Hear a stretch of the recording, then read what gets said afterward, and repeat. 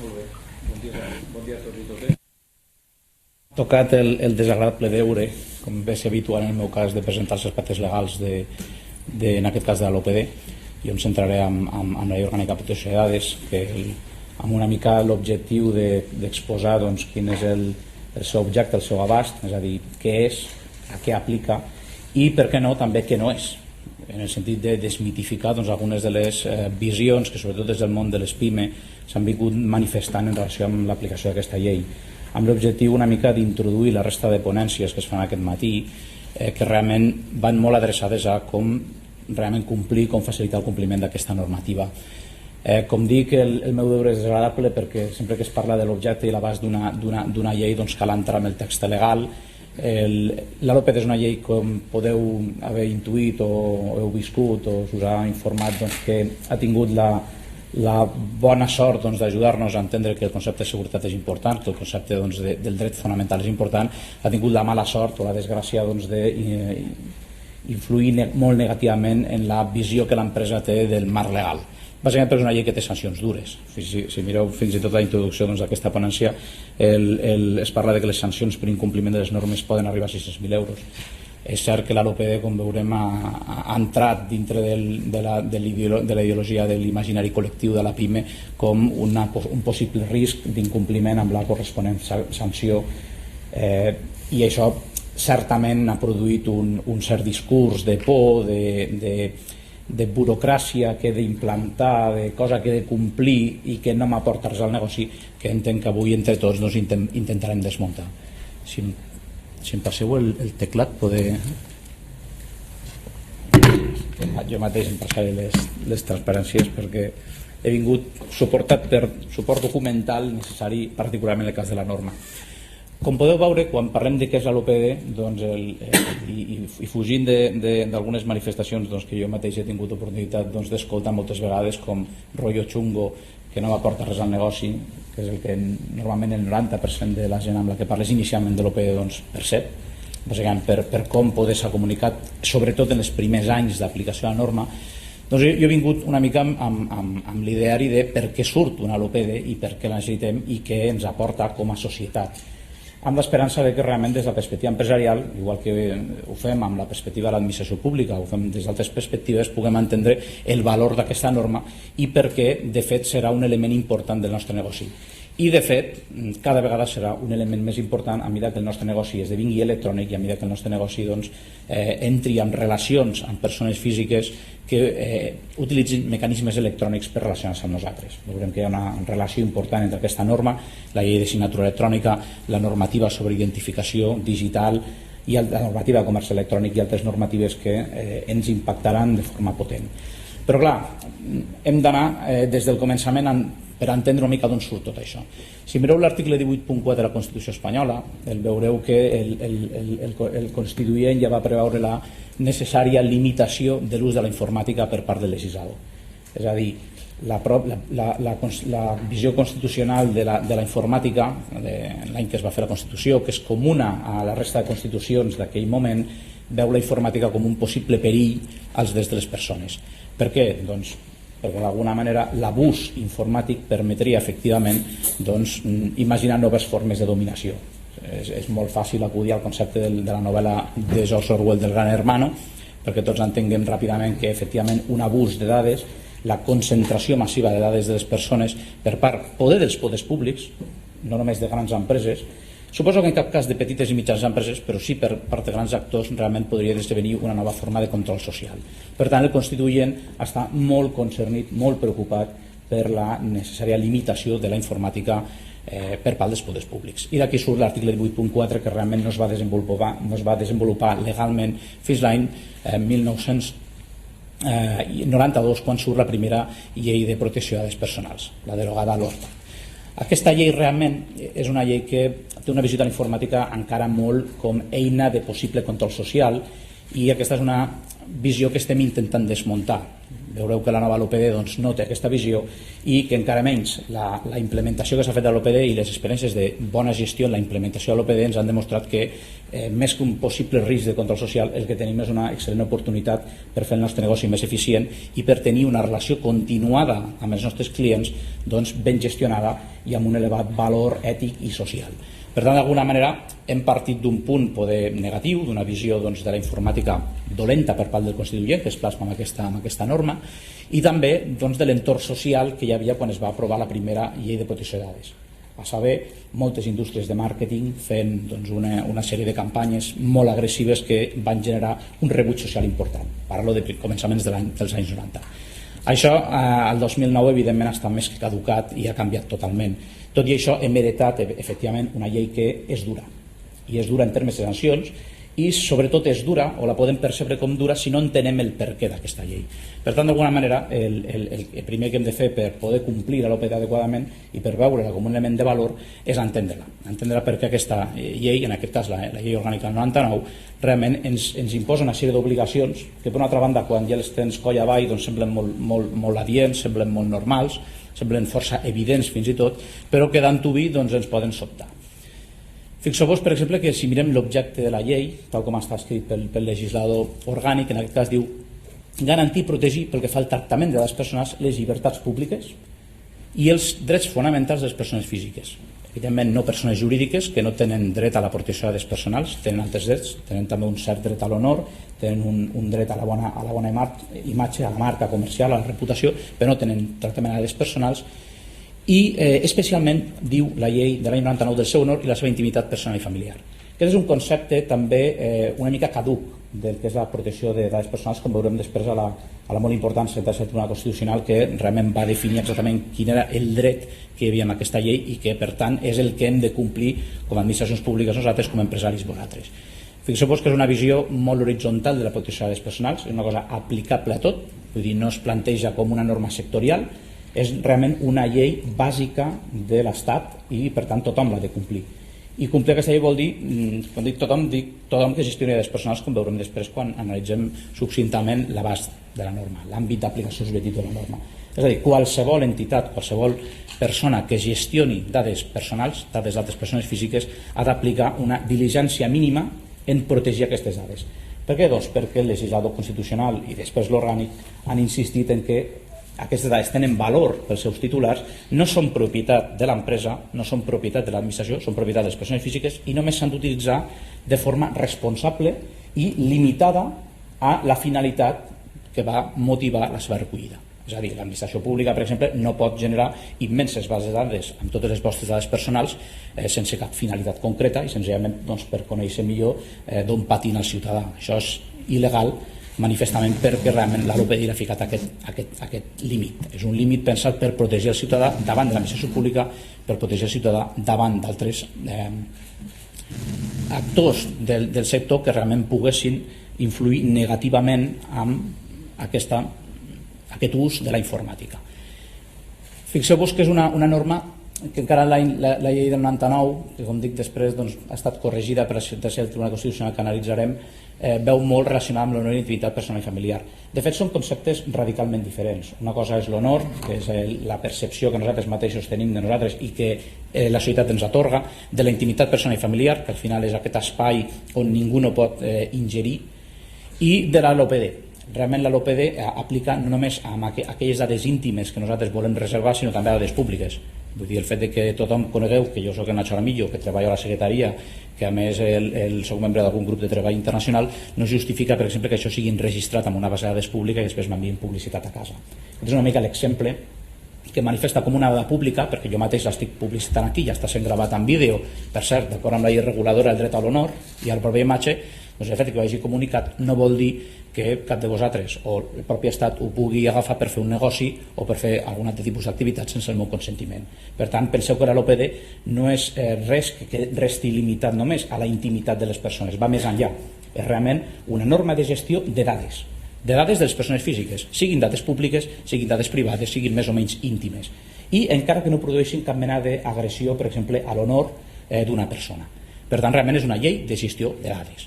I de fet veureu que gestionar dades personals correctament és una cosa que ens ajuda a gestionar dades no personals correctament.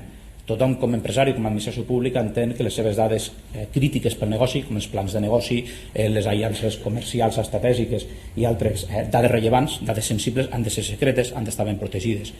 De fet, l'OPD vol el mateix per a les dades personals, que poden ser dades de treballadors, dades d'accionistes, dades de proveïdors, dades de qualsevol persona que realment es relacioni amb nosaltres i que haurà de tenir una justificació, que és el que fem, per quant temps ho fem, i a més ho haurem de deixar de fer, perquè veureu, en algun moment suposo que es posarà com va contra l'OPD la retenció il·limitada i per sempre, sense cap límit temporal, de dades.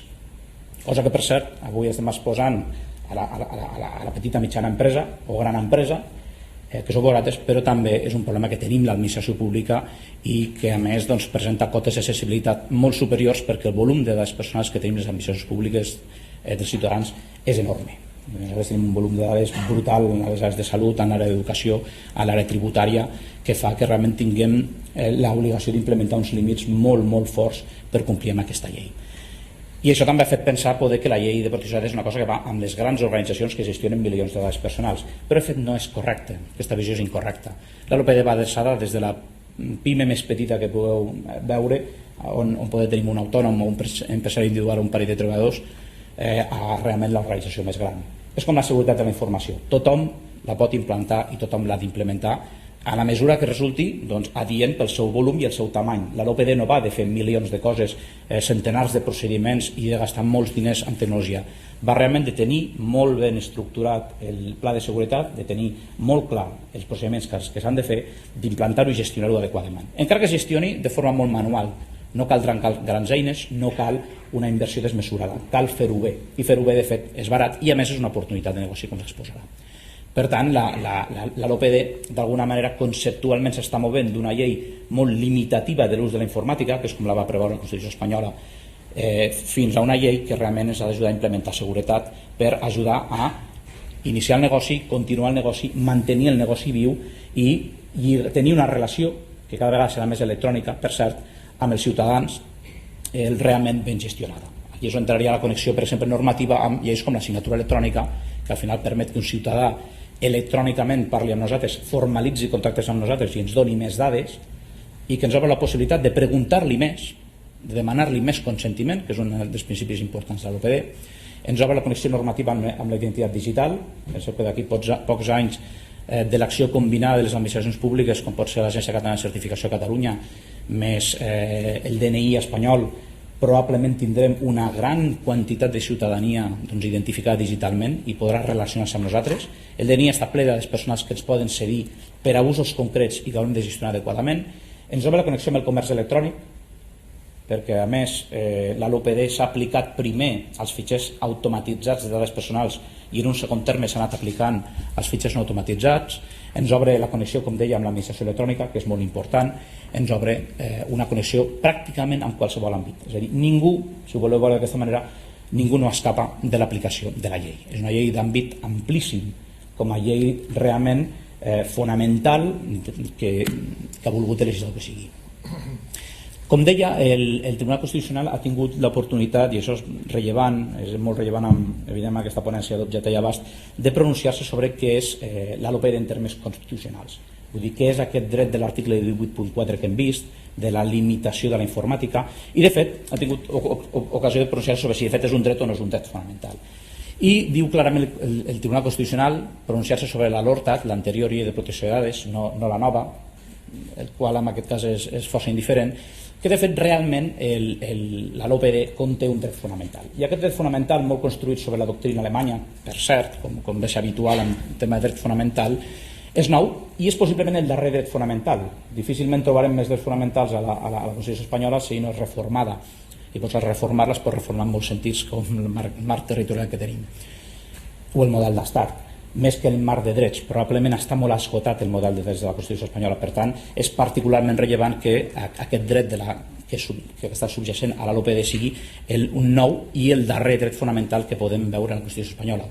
I és anomenat dret a l'autodeterminació informativa, o dret o llibertat informàtica. També ho trobareu quan busqueu, per exemple, per internet o busqueu bibliografia especialitzada si el tema voleu aprofundir-hi. L'autodeterminació informativa realment el que fa és garantir a cada persona titular de dades personals, és a dir, a tots nosaltres, les persones físiques, un poder de disponibilitat sobre aquestes dades. Com deia abans, no es tracta de protegir les meves dades privades, les dades de mi que no coneix ningú, que seria l'àmbit de la intimitat, sinó realment de garantir que jo podré decidir i controlar què fan la resta d'organitzacions amb les meves dades. Per exemple, si l'Administració de la Generalitat de Catalunya deixa de necessitar les meves dades per a algun negoci concret, jo podré exigir a l'Administració de la Generalitat de Catalunya que les cancel·li. Exemple, imagineu que teniu una cafeteria o teniu un bar i voleu muntar una màquina recreativa. Està subjecte a llicència prèvia per part de l'Administració, Departament d'Interior. Què succeeix? Doncs que evidentment cal aportar les teves dades personals com a empresari, titular de l'establiment obert al públic, demanar el permís, obtenir-lo i exhibir-lo. Quan dura aquesta informació? De fet, 7 anys. La tenim avaluada per part de la Comissió Nacional d'Accés, Avaluació i Tria Documental. Què hauria de passar al cap de 7 anys? S'hauria de destruir la informació, perquè evidentment a l'administració ja no li interessa, si tu ja no tens aquesta màquina recreativa i és possible que no tinguis ni aquest establiment comercial, aquest bar obert al públic, no ha de fer res de les teves dades personals.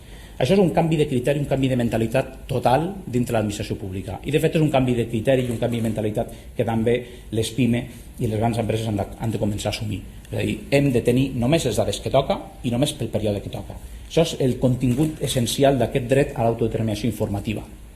Per tant, missatge molt clar, no es tracta d'una llei d'intimitat, es tracta d'una llei sobre autodeterminació de dades en la qual realment hem de tenir una relació estable amb la gent de la qual hem capturat dades, ens hem de relacionar amb ells, els hem de demanar consentiment, hem de ser sensibles als usos pels quals ens han donat permís en relació amb aquestes dades personals. Si me'ls han donat per gestionar una relació comercial no els puc vendre a un tercer per fer diners, perquè va contra la llei i evidentment és motiu de sanció, i hem d'entendre que això és un actiu de l'empresa, és un actiu de l'empresa important i que l'hem de gestionar correctament. Per què? Perquè va en benefici nostre.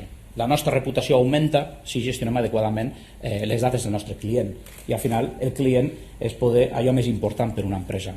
Sobretot quan tenim relacions continuades, quan tenim un negoci continuat amb el client, cosa que per exemple amb l'adveniment d'internet i del comerç electrònic o de l'administració electrònica és cada vegada més possible. Cada vegada més podem construir una relació permanent amb el client fent perfils d'usuaris, demanant més dades, aprenent d'ells ells, comparant les seves dades amb altres usuaris semblants per veure què els agrada, què els hi podem oferir nou, però evidentment ho hem de fer amb total respecte a les seves dades, sense cedir-les a tercers, sense abusar-ne i entenent que aquest actiu és prou valuós per nosaltres com per no malbaratar-lo. Per tant, l'OPD des d'aquesta perspectiva ens ajuda molt, perquè es marca la millor pràctica a seguir per respectar aquesta dada personal del nostre client, que al final ell o ella agrairà profundament. Per tant, penseu que l'OPD va d'això, va realment d'aquesta relació amb el client que tenim, gestionar-la adequadament.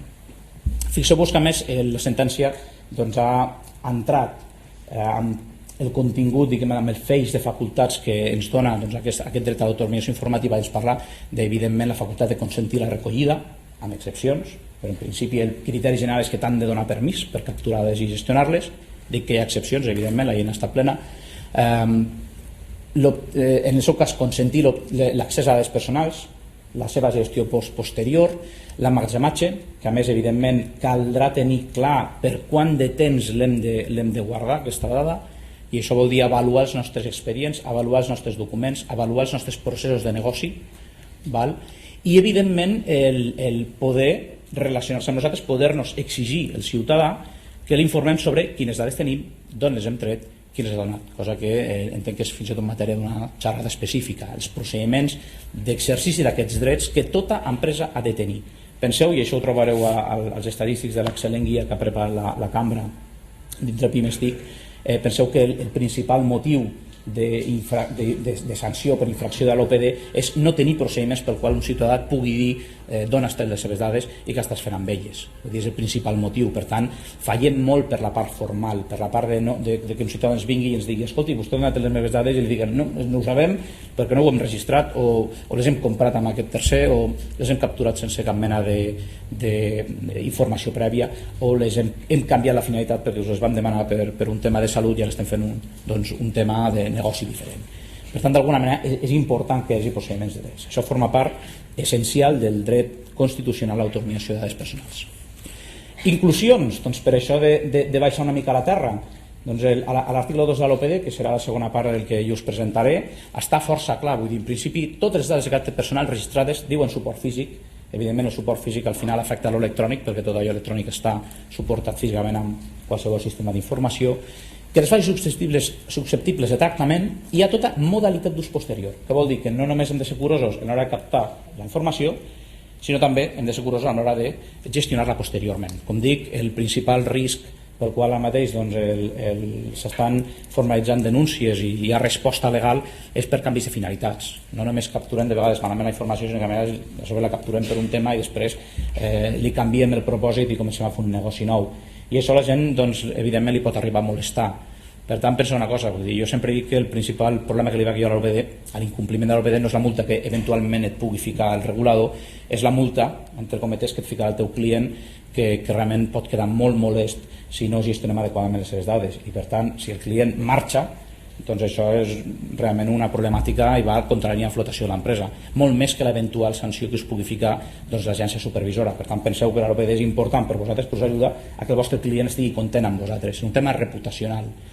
Per tant, totes les dades personals, dades de persones físiques, hi ha alguna excepció molt recent amb el nou reglament en relació amb els fitxers de contactes, que no cal aplicar-li mesures de seguretat, però que queden igualment sotmesos a la llei, i específicament tot tractament de dades personal quan el tractament es faci en territori espanyol, evidentment, quan el responsable de tractament que no estigui establert aquí doncs li sigui aplicable la legislació espanyola, això també entra tot, és a dir, una empresa estrangera que estigui aquí radicada també, i quan el responsable de tractament no estigui establert a la Unió Europea i utilitzi dades, faci tractaments aquí al territori sempre que estiguin simplement en trànsit. Exclusions, doncs igualment, vull dir que no s'aplica a quines dades no s'aplica la llei? Doncs per exorbitant probablement els fitxers mantinguts per persones físiques en l'àmbit d'activitats domèstiques, correcte. Per què? Perquè evidentment si no l'àmbit d'aplicació de la llei fos absolutament exorbitant. Vull dir, és evident que quan nosaltres tenim els nostres fitxers, fins i tot en paper, amb contactes personals, amb les amistats i altres relacions familiars, doncs tot això no cal subjectar-ho a la molt estricta l'OPD. No cal registrar-ho en cap agència, no et vindran a inspeccionar. Evidentment, fora exorbitant el ficar-ho. Això vol dir que l'OPD és molt comercial, molt de negoci, molt d'administració. És realment quan hi ha una activitat que va més enllà de lo domèstic, de lo íntim. De nou, es manifesta molt sobre l'administració pública, es manifesta molt sobre l'empresa privada quan fa negocis. Connecteu això amb la llei de comerç electrònic, la llei de serveis a la societat de la informació, tota activitat prestada per via electrònica normalment a canvi d'una remuneració. Tot el que fa una empresa per internet resta subjecte ràpidament al concepte de comerç i per tant va directe al concepte de l'OPD. Fitxers són de la normativa sobre protecció de matèries classificades, aquesta també normalment per especialitat, per grau d'especialitat, tot el que té a veure amb la llei de secretos oficiales hi ha actualment el reglament de la Unió Europea sobre matèries classificades, Ministeri de Defensa i altres departaments semblants, doncs en principi està exclòs d'aquesta norma perquè té normativa especial, no perquè ells no hagin de protegir les dades personals, sinó perquè la seva normativa de fet és més rigorosa que la l'OPD. Per tant, exclusió, però no perquè no hi hagi protecció, sinó perquè hi ha un règim reforçat de protecció. I finalment, fitxers establerts per la investigació del terrorisme i formes greus de delinqüència organitzada per un motiu semblant. Tenen un règim particular. Hi ha hagut molt discurs de vegades sobre si és un règim més reforçat o de vegades menys reforçat, però essencialment està sota el control jurisdiccional i per tant d'alguna manera és una exclusió correcta. Per tant, inclusions, les que us afecten a vosaltres, les que afecten en general a l'administració pública, exclusions, activitats domèstiques i règims particularment reforçats d'actuació que pugui ser defensa nacional o terrorisme, com sembla bastant lògic. Remissions, doncs moltes. La LOPD, en no ser una norma sectorial, sinó una norma general que es projecta sobretot l'ordenament jurídic, realment és una norma de base. I això vol dir que l'hem de completar amb tot un plegat, un seguit de normes addicionals que han anat sortint.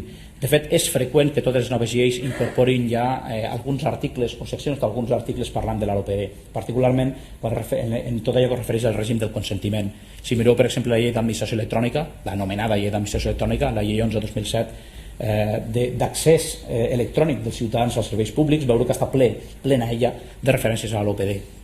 Es parla, per exemple, que el ciutadà li ha de donar consentiment previ a l'administració pública per captar les seves dades electrònicament. Li ha de donar al ciutadà consentiment previ a l'administració per poder rebre notificacions enviades per via electrònica. És a dir, és un règim particularment estricte de protecció de dades personals. Perquè en paper no en demanem de permís previ al ciutadà per enviar una notificació. Notifiquem i ja està. En canvi, en electrònic no. Per tant, atents, perquè a més de la llei que s'hagi de complir, en general també s'han de complir altres normes que us siguin aplicables. En matèria de comerç electrònic no n'hi ha massa. No hi ha, per exemple, en matèria de comerç electrònic, per la part que us pot afectar a vosaltres, cap norma que, així com existeix en l'administració pública, incrementi les obligacions de l'OPD. Per tant, vosaltres hauríeu de complir essencialment el que diu la llei. Altres casos, doncs, home, la legislació de remissió electoral resulta aplicable, hi ha una remissió a l'OPD doncs, amb aquesta norma, hi ha una remissió també en relació amb els fitxers que serveixin per finalitats exclusivament estadístiques. En aquest cas el que es fa normalment és dissociar les dades, com ja sabeu, segregar-les, que no es pugui saber de quines persones concretes són les dades estadístiques i per tant tenen un règim doncs, simplificat de gestió. Tots els fitxers que tinguin com a objecte l'emmagatzematge de les dades contingudes en informes personals de qualificació de forces armades, vull dir que també exclusió, remissió per tema de matèria, registre civil, registres centrals d'operants i rebels, també remissió normativa sectorial que a vosaltres doncs, us afecta poc, i finalment procediments d'imatge i sons obtinguts mitjançant utilització de videocàmeres. Val? Fins aquí l'objecte i l'abast. Jo ara voldria fer alguna consideració complementària per acabar i si més no complir amb l'encàrrec de l'horari referents per reforçar el discurs que de fet ja ha fet el secretari, que m'ha semblat molt encertat, de que això de l'OPD no és una cosa que ens hi de fer por i no és una cosa que sigui una barrera al negoci. De fet, inicialment, com tot paràmetre de qualitat o tota obligació imposada pel supervisor o pel sector públic de fer les coses d'una determinada manera, doncs evidentment el destinatari de la norma té la percepció de que això és una cosa que li estan col·locant i que li genera burocràcia, que no li ajuda a millorar el negoci. Avui en dia jo penso que l'OPD ja no és una norma d'aquest estil. L'OPD ja no és una norma que puguem estar pensant que no ens ajuda a fer negoci, perquè en el món de la signatura electrònica, en el món de l'actuació electrònica, en el món del comerç electrònic, de l'administració electrònica, de l'entitat digital, les dades personals s'han convertit en un actiu absolutament valuós per les organitzacions. I a més, els ciutadans han pres consciència d'això. Fa 10 anys ningú no era conscient que una divulgació inconsentida de les seves dades personals tingués cap mena de rellevància. Avui en dia, on companyies com Facebook, per exemple, per posar un exemple qualsevol de negoci electrònic basat en xarxa social, cada vegada canvien qualsevol norma que afecta a la privadesa o a la llibertat informàtica als usuaris, doncs hi ha una reacció pública molt forta. Els usuaris ja no permeten, ja no estan disposats a tolerar doncs, que es faci mercadeig amb les seves dades personals. El que volen és que cada organització sàpiga d'ells el que toca i que ho respectin. I a més que, evidentment, no facin negocis il·lícits. Per tant, d'alguna manera, l'OPD s'ha convertit en una cosa que ja no és només una limitació de la informàtica, com deia el legislador, el constituent. És ara mateix un element d'elevat valor reputacional per part del client. És una cosa que el client aprecia, que protegim i respectem les dades personals. I per tant és un element de negoci. Ja no és un element inhibidor del negoci. Ara és un element de negoci en el sentit de que els clients aniran amb aquells que gestionen bé les seves dades personals i fugiran d'aquells que fan negocis estranys, encara no siguin il·lícits, amb les seves dades personals. Per tant, missatge potent del legislador, l'OPD és un canvi de criteri, sobretot perquè cada vegada estem més identificats a la xarxa. I a mesura que estem més identificats a la xarxa, de fet, molts de nosaltres comencem a tenir identificadors diferents i molts de nosaltres ja no volem anar fins i tot amb un DNI electrònic a tot arreu. Preferim moltes vegades tenir un pseudoanonimat i que se'ns pugui identificar només parcialment i que d'alguna manera no hi hagi una fotografia nostra a la xarxa que ens identifiqui de forma exorbitant. Per tant, això també és l'OPD. Entendre quines dades necessites per tot el negoci i aplicar-les i gestionar-les correctament per mantenir un elevat nivell de reputació amb el teu client. No és només fitxa informàtica, evidentment, un altre mite, no és només fitxa informàtica, és també tractament en paper. És una llei que a més ens ensenya com hem de fer les coses, ens marca una pauta, el reglament de desenvolupament de la llei és un reglament important perquè ens diu més o menys quin mínim de seguretat hem d'aplicar i això és bo per la PIME. I sobretot hi ha una reflexió interessant que és, home, si implantem això per protegir dades personals, probablement no ens costa pràcticament res aplicar-ho també a dades no personals però que són valuoses. També ho podem aplicar a protegir les dades del negoci, que no són les dades de client, però sí, per exemple, les dades de producció o els plans estratègics o aquests acords estratègics que tenim amb gent o amb qui em relaciono amb la meva cadena de distribució. I per tant, ens serveix per entendre com aplicar seguretat no només per protegir les dades dels meus clients, sinó els meus proveïdors, que són persones físiques, sinó també tota la resta d'informacions. Per tant, ens ajuda a millorar i a fer-ho més segur, més eficient. Ho hem de fer bé. S'ha de fer pensar bé des del començament, aplicar-ho bé i, evidentment, no anar fent toms, que això és molt car. Però si ho fem bé, realment ens ajuda molt. Finalment, teniu ajuda.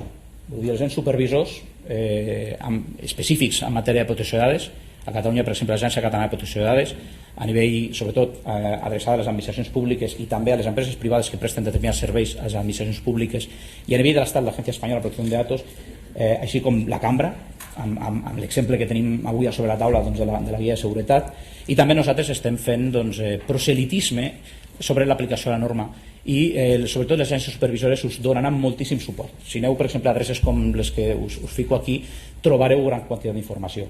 També la Cambra de Comerç, per exemple, amb l'eina d'autoavaluació amb seguretat de la informació que han desenvolupat i que ha estat alineada dintre el programa PIMESTIC, dona un suport bàsic que és important. És a dir, no esteu sols amb això, és un tema que s'ha d'implantar bé. Si ho fem bé, aleshores el client ho agraeix i això vol dir més negoci i vol dir diferenciar-nos de la competència i vol dir reduir el risc. I a més tenim ajuda per fer-ho. Per tant, d'alguna manera, pensem que fins i tot sent una llei que inicialment va ser catalogada de quelcom negatiu pel desenvolupament del negoci, realment avui en dia aquest paradigma ha canviat i tenim una visió molt més constructiva, més positiva, que ens pot ajudar a tenir un marc de relació òptim i reputacionalment satisfactori amb el client.